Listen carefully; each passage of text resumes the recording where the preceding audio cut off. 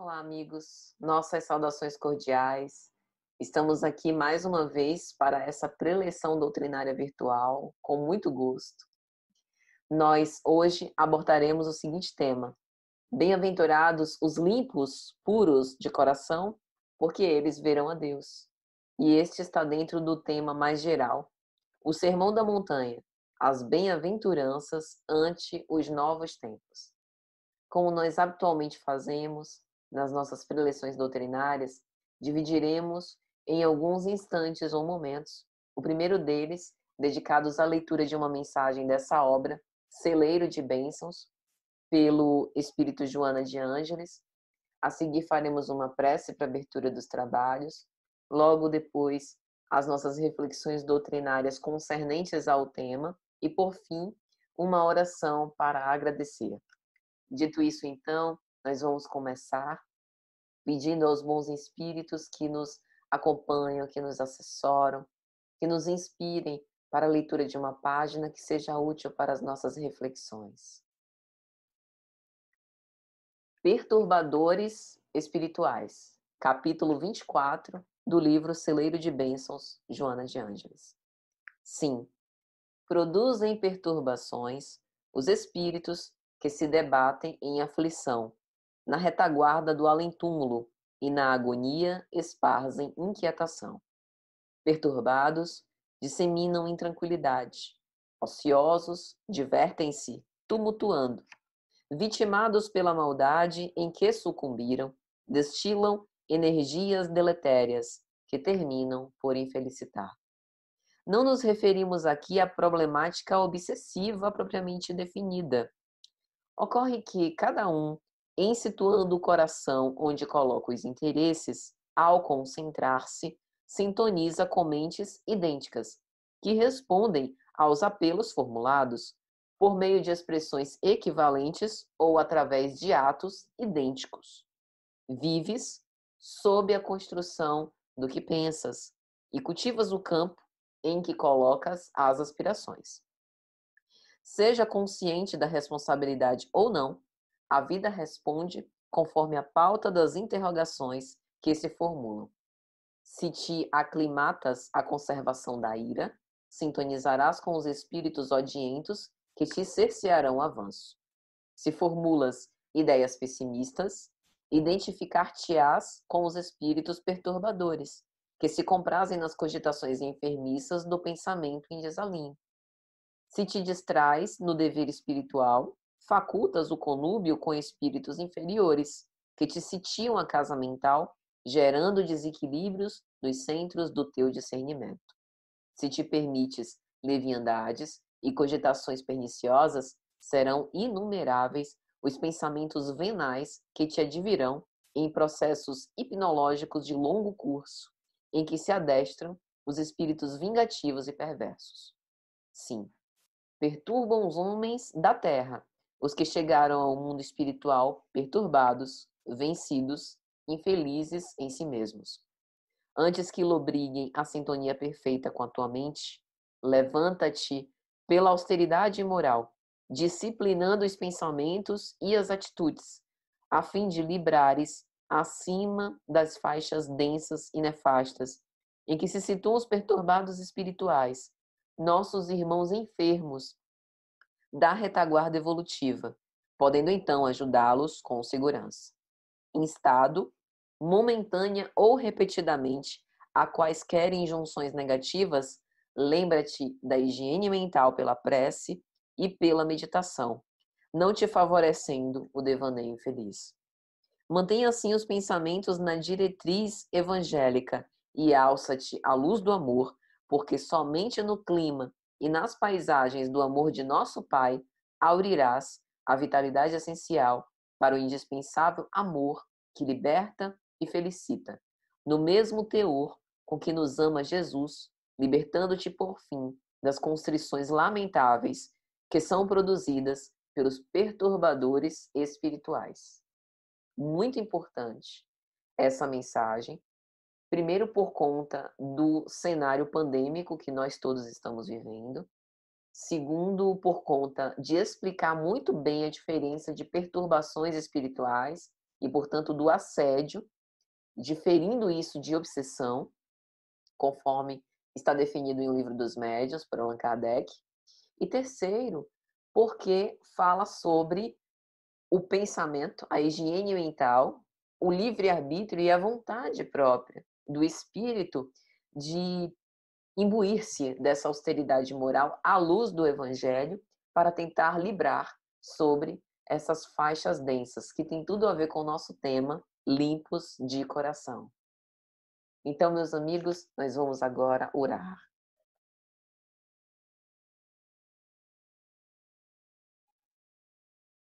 Senhor Jesus, nós te pedimos com humildade, olha para nós, assiste-nos e ampara-nos.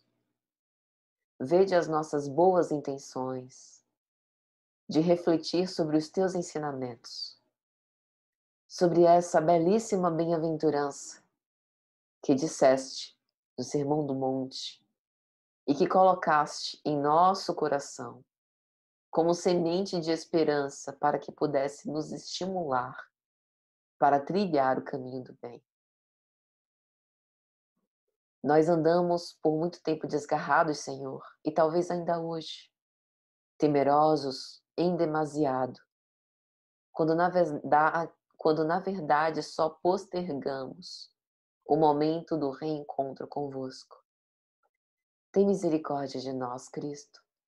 Vinde ao nosso encontro, para que juntos nós possamos perceber a vossa presença, através dos emissários, através dos benfeitores espirituais, e nos estimulemos cada vez mais a viver este evangelho que dizemos amar. Vem ter conosco, que seja para sempre louvado, hoje e sempre, que assim seja. Então, meus amigos, agora nós iniciaremos a nossa reflexão em torno do tema Bem-aventurados os limpos de coração, porque eles verão a Deus. Na obra Quando Voltar a Primavera, pelo espírito Amélia Rodrigues, no capítulo de número 10, intitulado A Lição Difícil, Amélia vai falar sobre a percepção da multidão ao ouvir o Sermão da Montanha, e em especial ao ouvir as bem-aventuranças, ditadas por Jesus e impregnadas desse magnetismo irresistível que dele promana, reflexo da sua autoridade moral absoluta sobre todas as coisas transitórias da Terra. Amélia Rodrigues vai dizer que aquele momento estavam lançadas ali, em definitivo, as bases do reino eterno sobre os escombros do mundo perecível em sua tangibilidade transitória. É assim que Amélia Rodrigues vai definir esse momento histórico que ficou marcado para sempre e que no Evangelho de Mateus nós temos registrado nos capítulos 5, 6 e 7. Em especial, no capítulo 5, no versículo 8, vai narrar o evangelista. Disse Jesus: Felizes os puros no coração, porque eles verão a Deus. E já que essas reflexões visam aguçar a nossa percepção sobre as bem-aventuranças ante os novos tempos, e levando em consideração que Amélia nos diz que essas bem-aventuranças são sementes que foram depositadas de forma indelével nos nossos corações, como nós podemos entender felizes os puros no coração, porque eles verão a Deus? Dito de outro modo, algum de nós, no nosso estado de imperfeição, no nosso estado humano, que ainda nem conseguiu atingir o ápice da humanidade, que Joana de Ângeles vai chamar de humanidade integral, de humanidade legítima. Será que algum de nós pode se dizer puro de coração, ou puro no coração, ou carregar limpo o coração? De que impurezas Jesus falava? De que purificação ele se referia? Se em todos os discursos de Jesus, principalmente aqueles quando ele se referia com as multidões, Jesus não falava para corpos que iriam perecer, mas para espíritos imortais que todos nós somos. Jesus se dirigia para cada criatura humana, com as suas particularidades. Ele que tem essa profunda argúcia psicológica, que é capaz de reconhecer em cada um de nós as nossas más tendências, os nossos espinhos na carne, as nossas necessidades de melhoria, o que e do que de fato nós sentimos falta e somos carentes. Se ele tem essa condição, porque bem-aventurado é o puro no coração. O que nos falta para atingir essa pureza? Ou dito de outro modo, do que nós precisaremos nos despojar para atingir essa purificação dos nossos sentimentos, simbolizados aqui na figura do coração. Muitos de nós acreditamos com sinceridade e nos vemos com realismo, principalmente nós espíritas.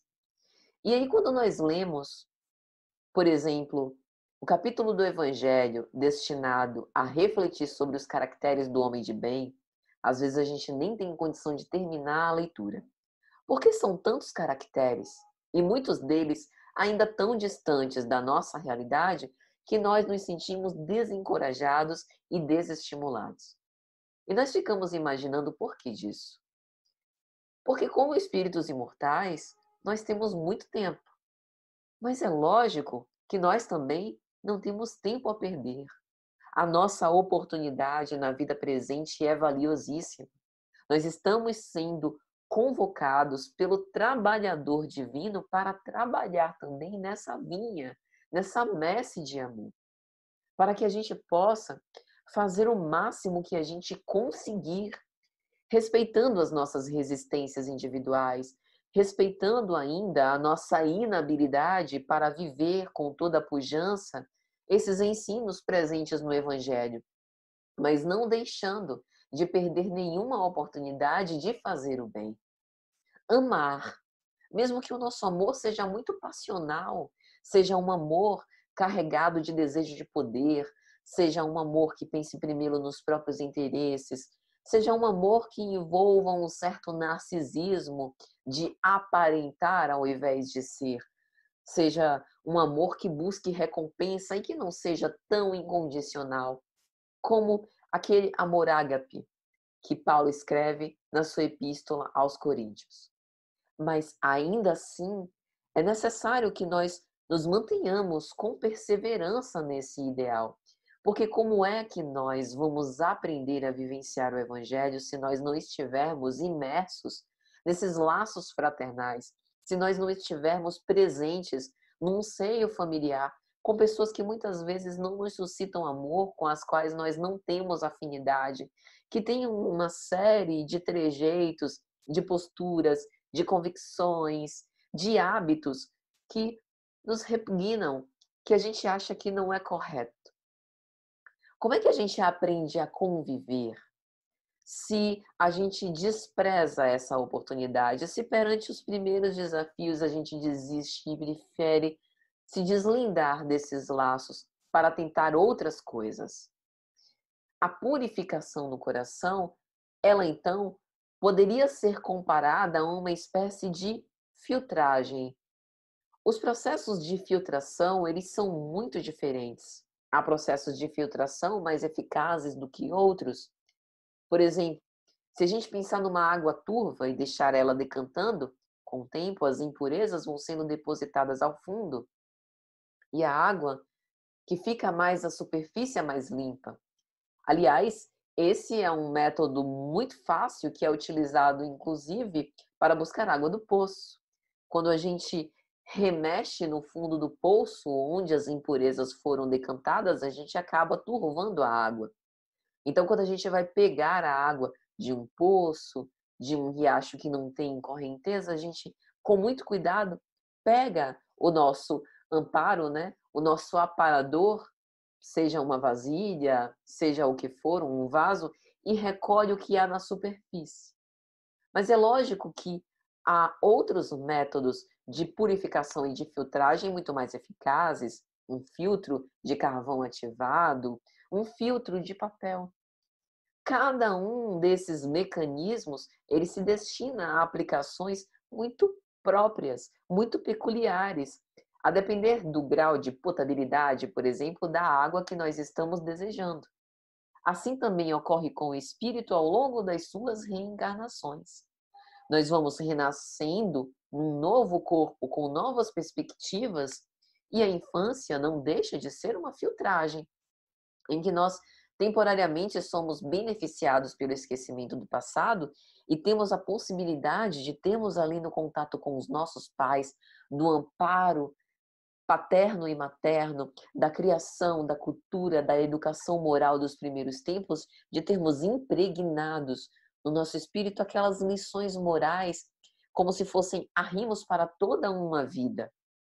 E é lógico que isso nos serve para a purificação dos nossos sentimentos, embora não seja suficiente. É por isso que nós vemos pessoas bem criadas, pessoas que foram criadas com disciplina, com regra, com educação moral, que foram evangelizadas na infância, mas que, com o passar do tempo, à medida que se assenhoreiam da própria personalidade, do próprio livre-arbítrio, vão tomando decisões que se afastam daquela diretriz que lhe foi apresentada logo no início. Então, a purificação dos sentimentos, ela não depende apenas de uma educação moral. Ele é um recurso necessário, porém não suficiente. É necessário que o próprio espírito, à medida que tome conta da sua liberdade, queira escolher pelo melhor caminho. E escolher um caminho sempre irá desprezar alguns outros, que nós julgamos que não é o melhor para nós, que não vai nos trazer a real felicidade. Por isso, ser limpo ou puro de coração demanda uma escolha pessoal. Uma escolha que pode estar investida da criação que nós tivemos, da cultura na qual nós nascemos, na família na qual nós renascemos, e que também pode ser uma escolha da vontade do espírito. É isso que a doutrina espírita visa nos apresentar. Esse versículo 8º, no capítulo 5º do Evangelho de Mateus, ele apresenta algumas referências muito interessantes ao longo da Bíblia, que também fala sobre essa limpeza do coração. Uma referência trazida na Bíblia de Jerusalém é Salmos, capítulo 24, versículos 3 a 4. Quem pode subir a montanha de Yahvé? Quem pode ficar de pé no seu lugar santo? Quem tem mãos inocentes e coração puro, e não se entrega à falsidade, nem faz juramentos para enganar. Veja que a pureza de coração aqui, nesse salmo, está diretamente relacionado com a intenção da criatura. É aquele que tem mãos inocentes. Mas a gente poderia pensar, como é que um espírito multimilenar, que já teve diversas reencarnações, ainda que esteja num corpo tenro de uma criança, como é que a gente vai dizer que ele é puramente inocente? Que ele não conserva nenhuma tendência maliciosa, se a gente sabe que os nossos sentimentos estão sempre bastante impregnados de orgulho e de egoísmo? A gente pode dizer que existem mãos humanas que sejam verdadeiramente inocentes? A gente pode dizer que existe um coração humano que seja completamente puro?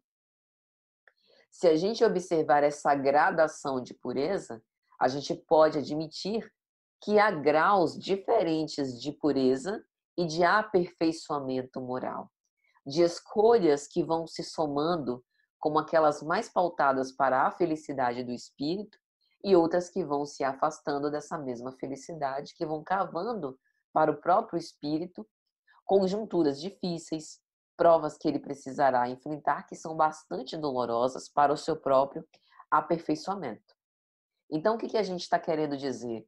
Que não são as circunstâncias que fazem compõem essa pureza do coração, mas que é a intenção da criatura perante cada experiência pela qual ela passe. que, na verdade, entregar-se ou não à falsidade é sempre uma escolha. Perante uma mesma circunstância, nós sempre teremos algum nível de escolha. Fazer ou não fazer, responder ou calar, devolver a ofensa ou apresentar a outra face, como dizia Jesus, odiar o nosso inimigo ou entendê-lo, ainda que a gente não consiga, amar com todos os arroubos da nossa afetividade, como se nós estivéssemos amando um irmão. Mas em tudo do Evangelho sempre há gradações. Em Provérbios, capítulo 22, versículo 11, há também uma bela referência. Quem ama a pureza de coração e é grácil no falar, terá por amigo o rei. É por isso que felizes os puros no coração, porque eles verão a Deus.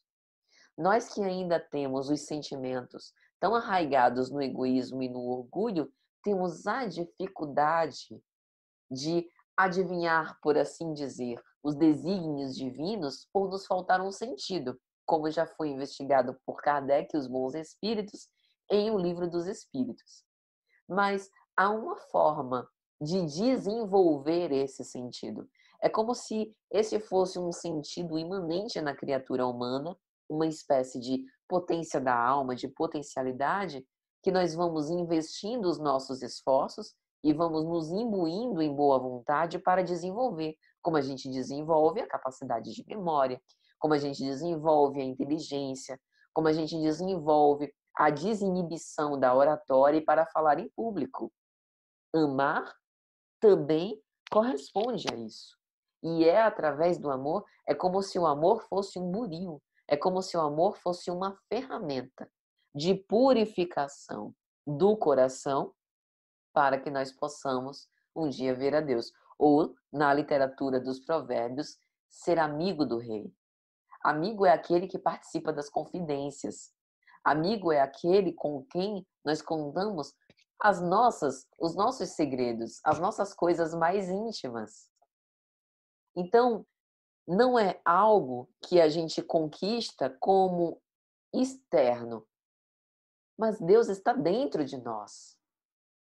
Então, isso significa que se nós ainda não somos capazes de vê-lo, ou de reconhecê-lo, ou de ouvi-lo, ou de senti-lo, é que há muitos muros que nos bloqueiam, que nos afastam, que criam essa espécie de abismo entre nós e Deus. E somos nós mesmos capazes de remover esses obstáculos para sentir Deus, para perceber-lhe a presença, para entrar em contato com Ele, para ouvi-lo e para vê-lo. Mas para isso, nós precisamos purificar os nossos sentimentos e utilizar para esse fim a ferramenta do amor.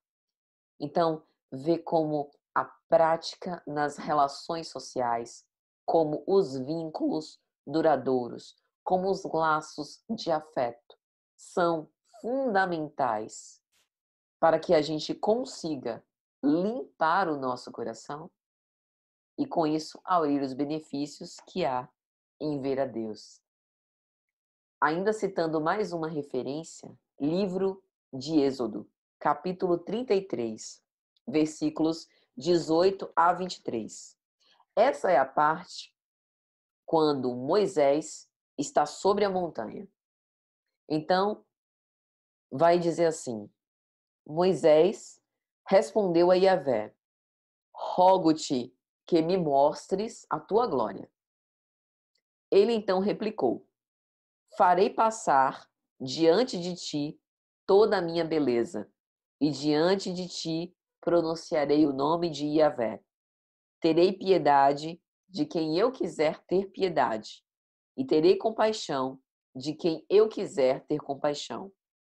E acrescentou: não poderás ver a minha face, porque o homem não pode me ver e continuar vivendo. E Yahvé disse ainda: eis aqui um lugar junto a mim, põe-te sobre a rocha. Quando passar a minha glória, colocar-te-ei na fenda da rocha e cobrir-te-ei com a palma da mão, até que eu tenha passado.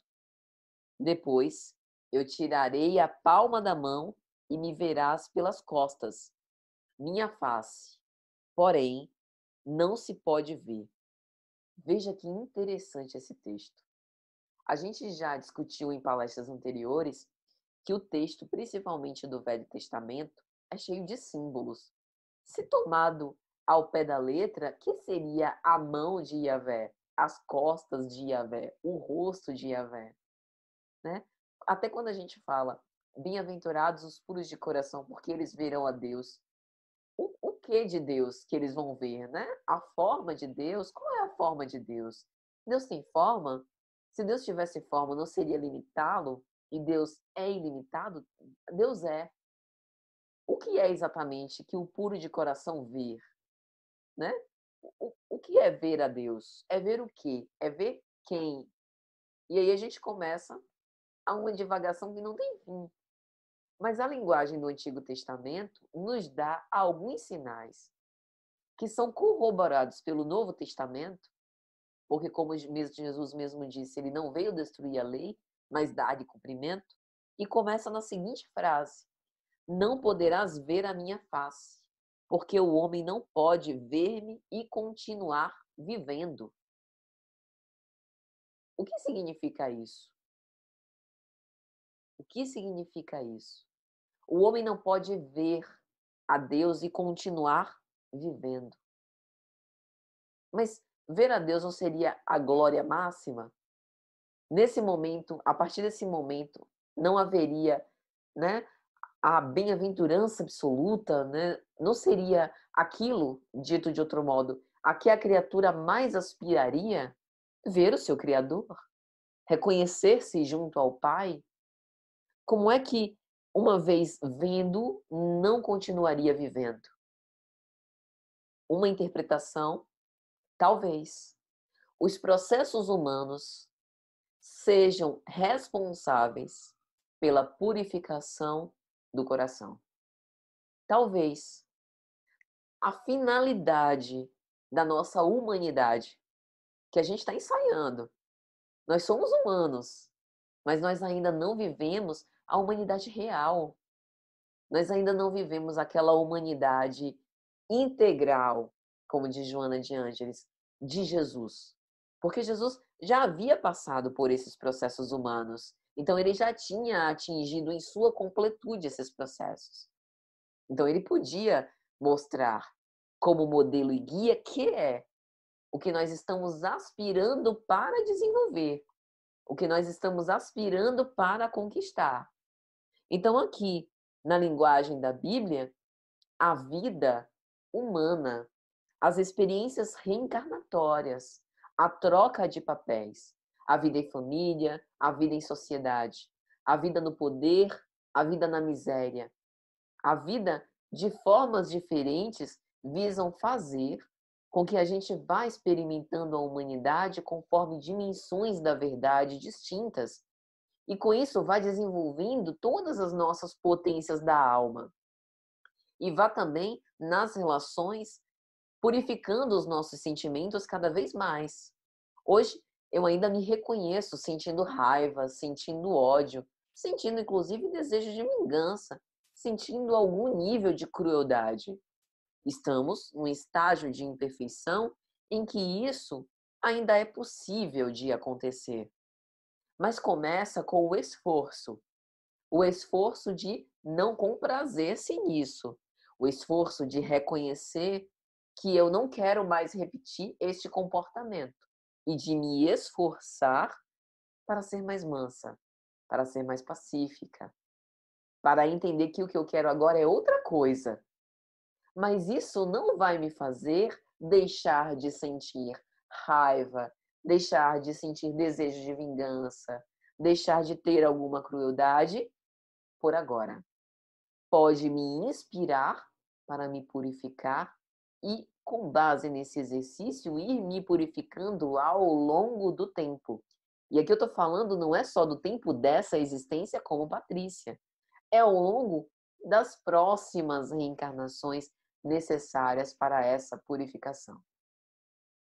E aí, nesse mesmo trecho de Moisés sobre a montanha, Yahvé diz: a minha face não se pode ver. Enquanto Moisés estava ali sobre o monte, Yahvé disse que faria uma fenda na rocha, colocaria ele, tamparia com a mão, ele iria passar, e quando tirasse a mão, Moisés, é como alguém passando e a gente vê a pessoa de relance, né?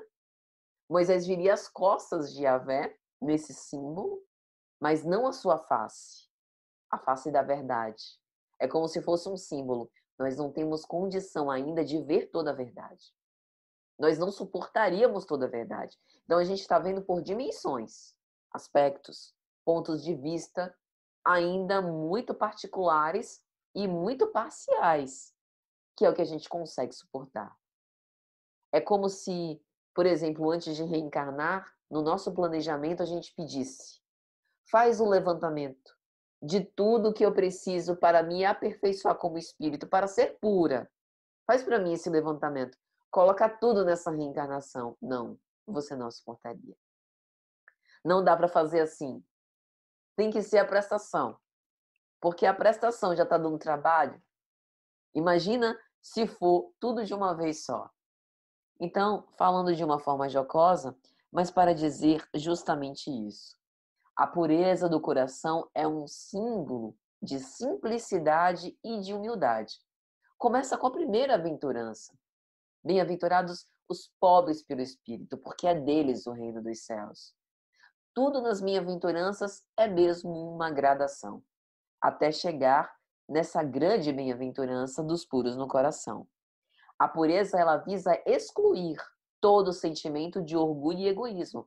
É essa reflexão que a gente tem no capítulo 8º de O Evangelho segundo o Espiritismo, dedicado especialmente a essa bem-aventurança. Então, enquanto houver algum laivo de egoísmo e orgulho nos nossos sentimentos, nós ainda não seremos puros de coração. Ou seja, é tarefa para uma humanidade inteira, ao longo aí de várias reencarnações. Há uma gradação da pureza, como nós dissemos, que pode ser comparável a uma filtragem. Há vários processos de filtragem, vários níveis, ou uma lavagem. Sabe a roupa suja? Tem roupas que estão tão encardidas, tão cheias de impurezas, que a gente lava uma vez, ela ainda está suja. Aí a gente enxágua, lava de novo, ela ainda tem algumas nódoas. E tem nódoas que são difíceis de sair, que a gente precisa colocar o alvejante, deixar de molho.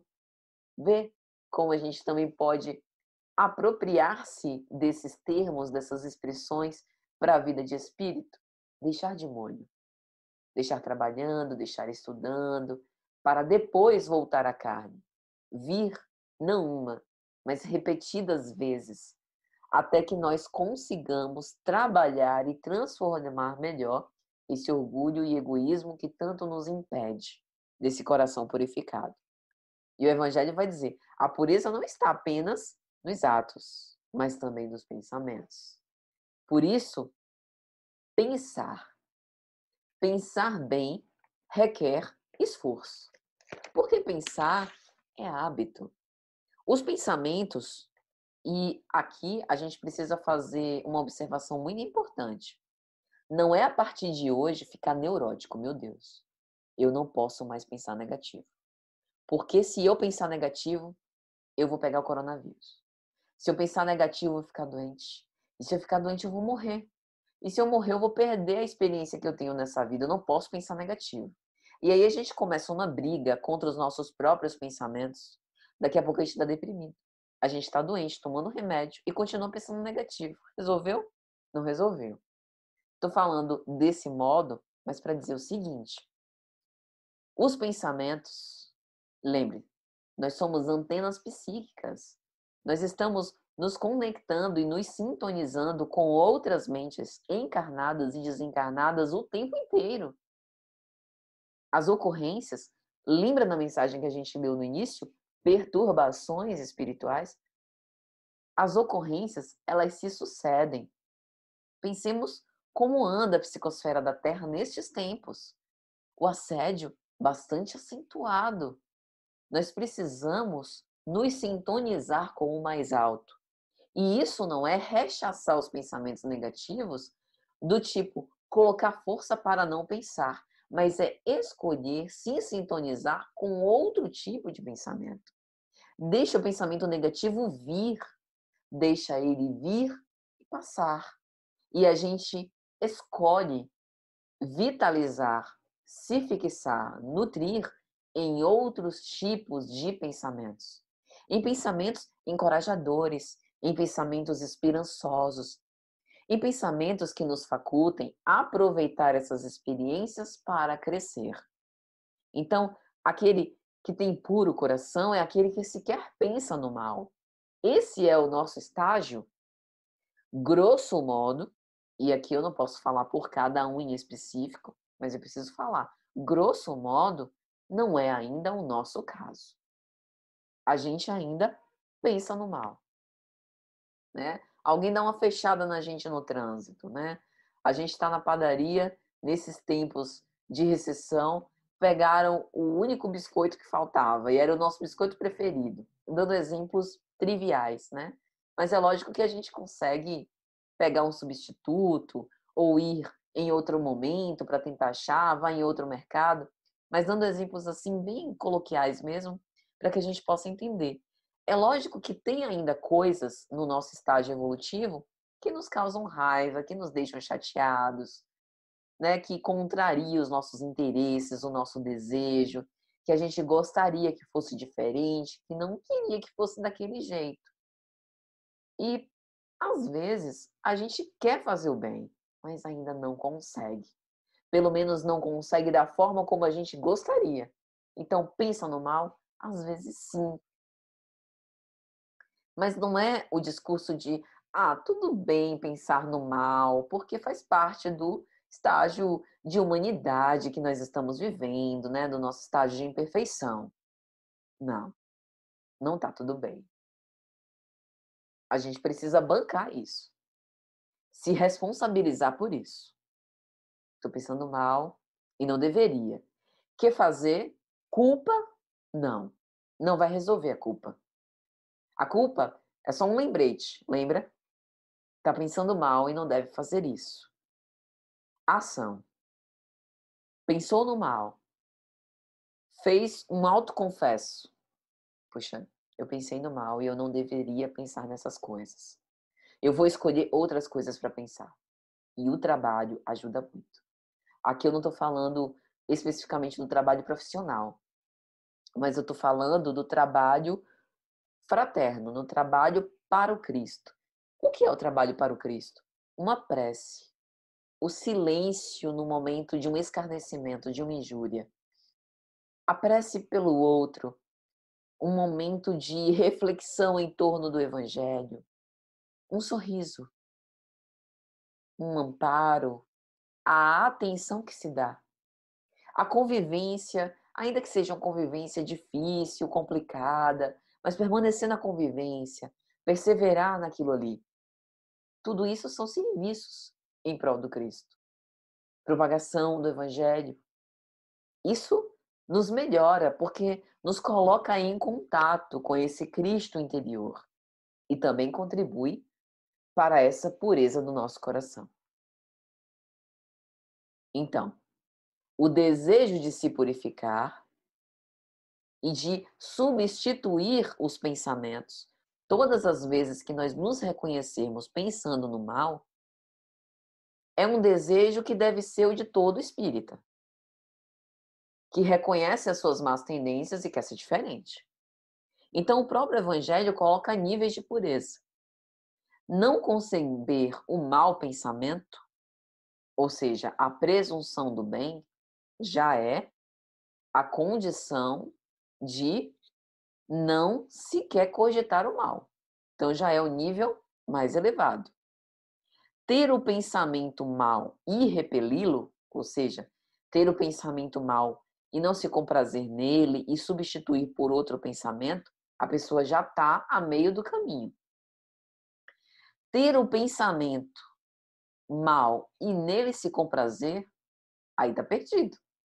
Aí está precisando reconhecer que está faltando esforço, que está faltando boa vontade para escolher um outro nível de pensamento.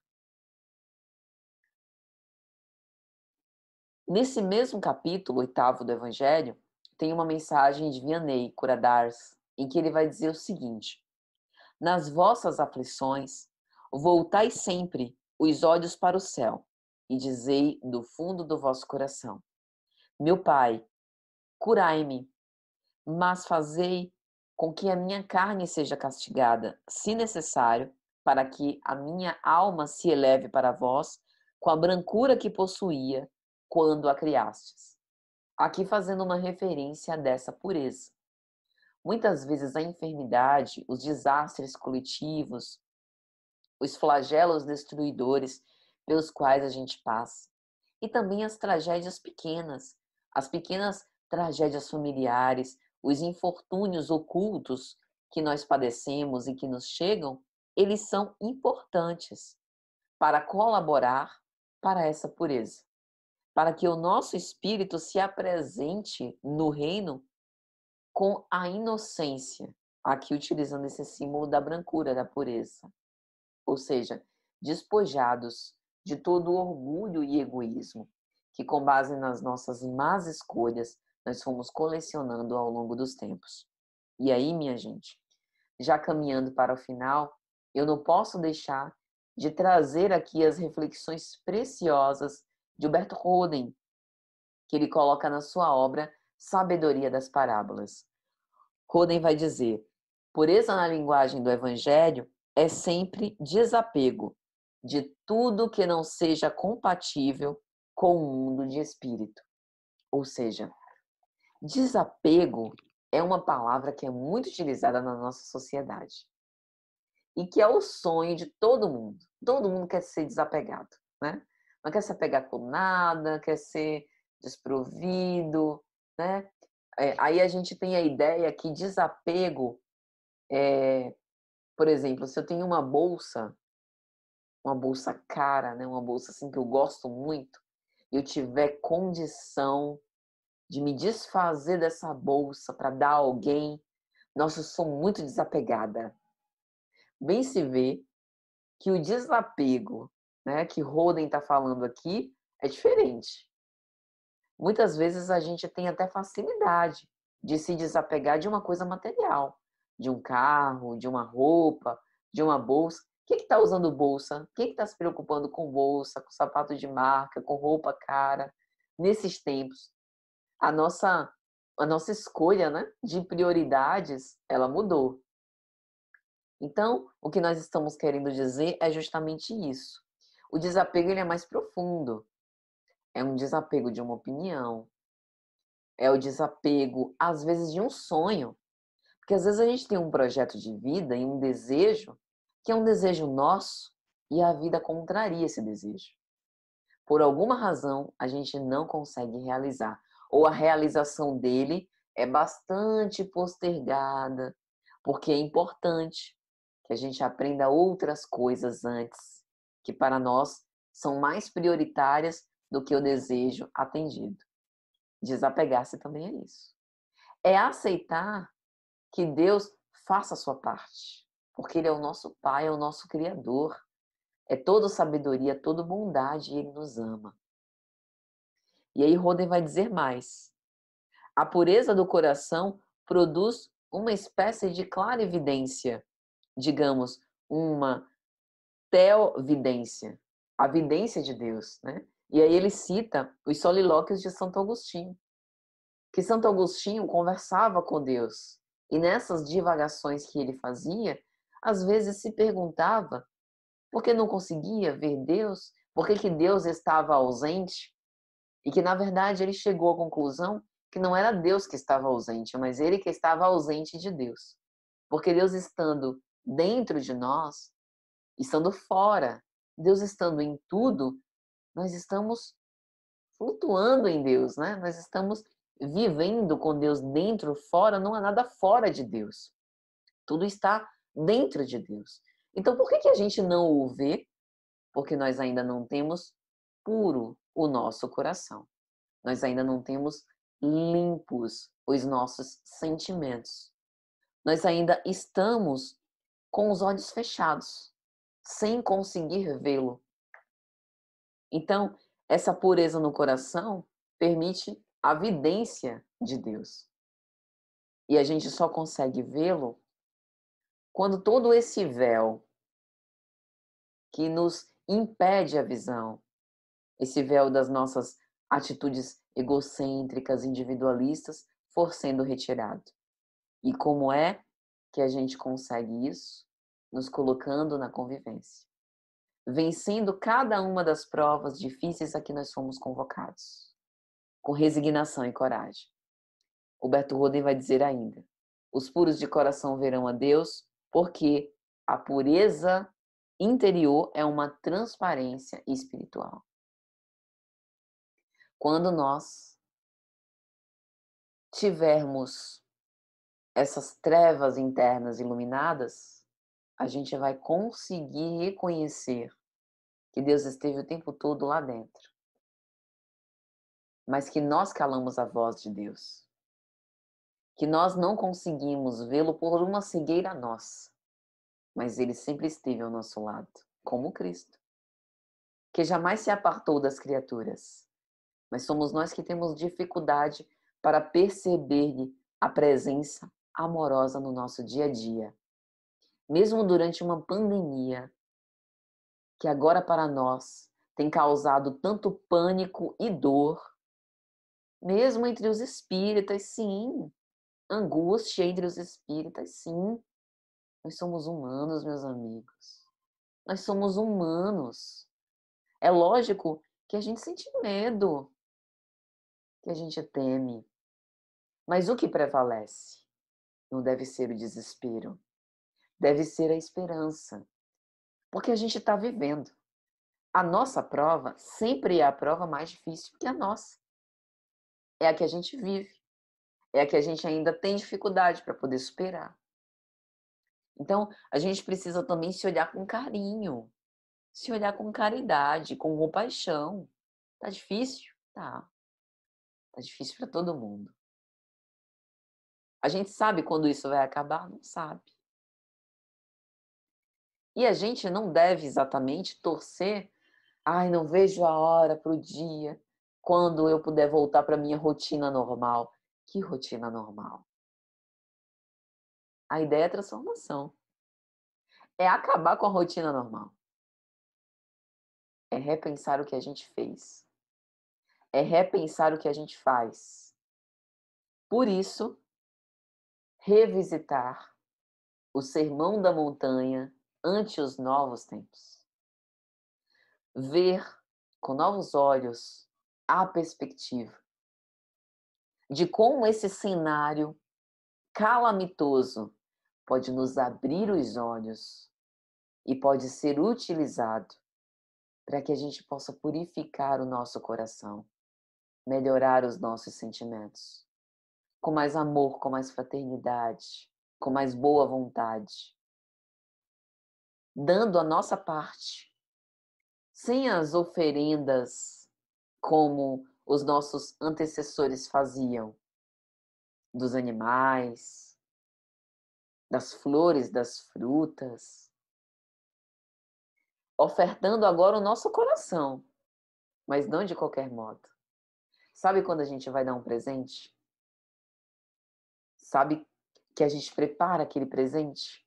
Mesmo que a gente compre, a gente quer que o presente esteja bem limpo, polido, se for o caso, que seja numa embalagem bonita, que seja algo que a pessoa a quem nós vamos presentear goste de verdade. E aí a gente embala com carinho, às vezes até escreve uma mensagem, né, para que seja acompanhada de afeto. Se a gente faz isso com um presente, que é um objeto que a gente dá a alguém, por que a gente não pode fazer isso com a nossa vida?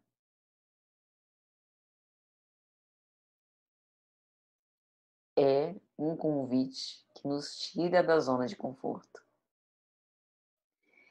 E é um convite que nós precisamos escolher e aceitar. Um convite que nós devemos acatar todos os dias, todos os momentos. E agora nós estamos com tempo para isso. Então, meus amigos, com isso agradecemos e para as nossas considerações finais, eu gostaria de ler um trecho dessa obra, Pensamento e Vida, pelo Espírito Emmanuel, do capítulo 1º, Espelho da Vida, porque eu acho que sintetiza muito essa pureza de coração. O espelho da vida. Ergue-se na terra para Deus, sob a égide do Cristo, a afeição do diamante bruto, que arrancado ao ventre obscuro do solo, avança com a orientação do lapidário para a magnificência da luz. O reflexo mental mora no alicerce da vida. Refletem-se as criaturas reciprocamente na criação que reflete os objetivos do Criador. Emmanuel está falando da mente, que a mente é espelho da vida em toda parte. Que nós podemos, pelo pensamento, começar a purificar os nossos sentimentos. Através das pequenas escolhas do nosso dia a dia, isso se soma e toma uma proporção que nós mal conseguimos conceber, que mais tarde será responsável pela lapidação dos nossos sentimentos, qual diamante bruto, que vai brilhar perante os olhos do Criador. E depois de passar por todas essas filtragens, lavagens ou lapidações, que são todas formas de se referir à purificação, nós, enfim, conseguiremos ser o nosso espírito um reflexo do Criador, como Jesus é. Chegaremos lá, se continuarmos lutando e se não esmorecermos antes. Então, meus amigos, eu quero agradecer pela paciência, rogando a Deus que tenha sido de alguma sorte útil. Por isso, vamos agora para a nossa prece final. Senhor Jesus, emissário divino, mestre de todos os nossos caminhos, Pai de bondade, que a tua proteção, a tua misericórdia recaia sobre todos nós e que sejamos sempre esses instrumentos do alto para colocar em prática os teus ensinos. Ajuda-nos a purificar o nosso coração para um dia termos a honra de ver-te e de refletir-te em nossa alma. Sede conosco, Pai amado, hoje e sempre. Que assim seja.